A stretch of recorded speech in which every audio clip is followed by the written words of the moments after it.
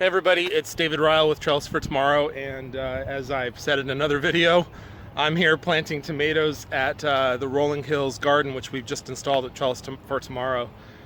This garden is situated in a housing complex which doesn't ordinarily have a lot of access to nutrient-dense and organic food.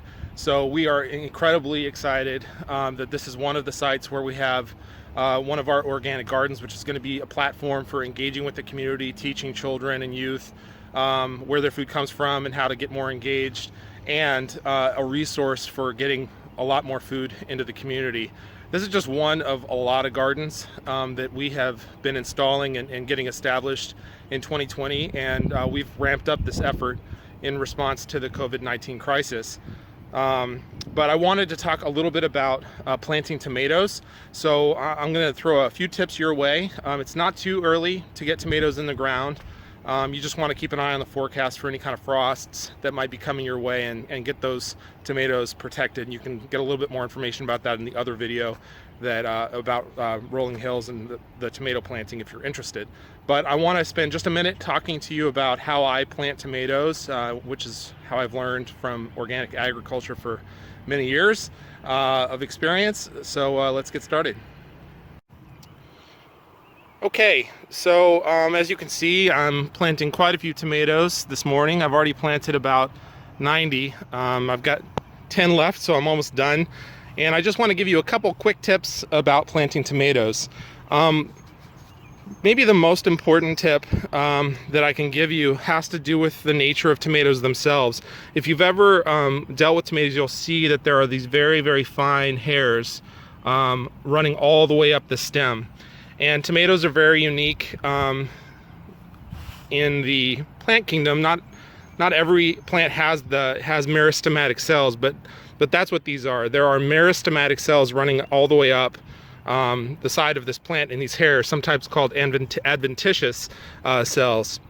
And what these will do is they will react to whatever environment they're in. So when these hairs are exposed to air and water, it kind of gives them an indication that they need to start forming foliage. It's like a little indicator for the plant. But when these hairs come in contact with soil and water, they'll start to form roots. For that reason, tomatoes can be planted very, very deep, and it'll actually encourage your plants to get more established and develop more roots. So when I'm planting tomatoes, I tend to go very deep. As a rule, you can plant halfway up the plant. These plants have been nicely established, and they're about 1.5 feet tall from the root ball. So I can actually take, just using my fingernails to pinch really closely, and you can use trimmers as well. I'm going to take all of the foliage up halfway. Now, if you just pulled straight down here, you would get a trail of skin that would tear all the way down, and you definitely don't want to do that. So you want a clean pinch. But once you've done that, you can prepare a hole in your soil. Hopefully your soil is enriched with compost. I dig a nice deep hole, and then I throw a little bit of bio-loam organic fertilizer down in that hole. Once that's done, I'm going to throw this down in there, and then I'm going to backfill in all this soil around all the way up to that halfway point or so.